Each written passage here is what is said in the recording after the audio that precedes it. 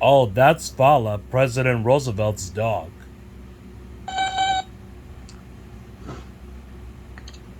It's just a statue, you know. He's not going to fetch. Dear Tim and Mulby, my mom said that FDR was the greatest president. What about so special about him? From Emmy. Franklin Delano Roosevelt was the 32nd President of the United States. He served from 1933 to 1945, and he was special for a lot of reasons. For starters, he was elected to 4 terms, and no other president has served more than 2. Roosevelt was born in 1882 to a wealthy family in upstate New York. He attended the finest schools and entered politics at the age 28. He served in the New York State Senate and then became Assistant Secretary to the U.S. Navy. In 1920, he ran as the Democratic Party's nominee for the Vice President of the United States. Roosevelt lost that election, but a bigger challenge was to come. In 1921, an illness paralyzed him from the waist down. He went through years of difficult physical therapy, but never lost his good spirits or determination.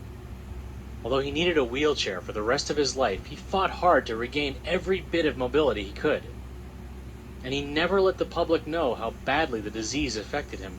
He even learned to stand and walk with support from canes, braces, and other people. Right, illness couldn't keep FDR away from politics. In 1928, He was elected governor in New York State. The Democrats nominated him for president in 1932, and he easily defeated the sitting president, Herbert Hoover.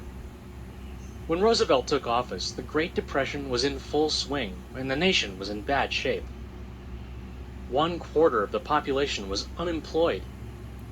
Thousands had lost their life savings After their banks went under, and farms and businesses across the country were on the brink of failure.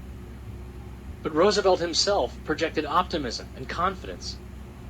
After he was sworn in, he told the country that the only thing it had to fear was fear itself.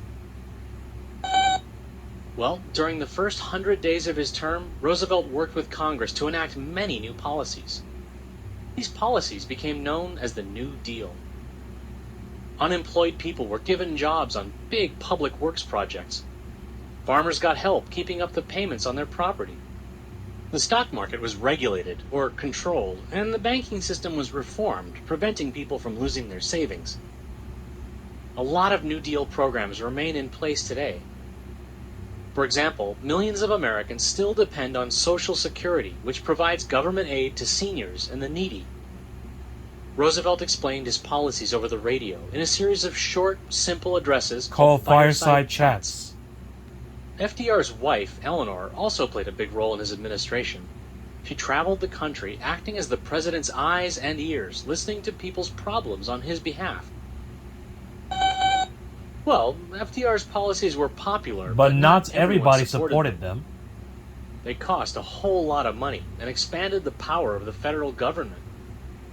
And the U.S. economy didn't fully recover until the early 1940s, when the factories went into overdrive to prepare for World War II. Right, about that war. During the late 1930s, Germany, Japan, and Italy started threatening their neighbors. Roosevelt wanted to help the countries that were being threatened. But most Americans didn't want to get involved in the affairs of other nations. This attitude was called isolationism. Things changed when Germany conquered Western Europe and Japan took over part of China. Roosevelt began building up the U.S. military. And his Lend-Lease Act sent $50 billion worth of aid to France, Britain, China, and the Soviet Union. Well, the U.S. finally joined the war in December 1941 after Japan bombed the American naval base at Pearl Harbor, Hawaii.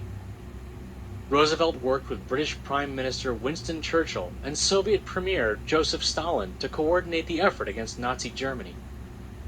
The Big Three also helped plan the United Nations, an international peace organization. But Roosevelt never got to see the end of the war. Until his death in April 1945, a few months after being elected to his 4th term. His vice president, Harry Truman, took over, and the war ended within the year. Yep, Yep, he was a pretty amazing president, all right.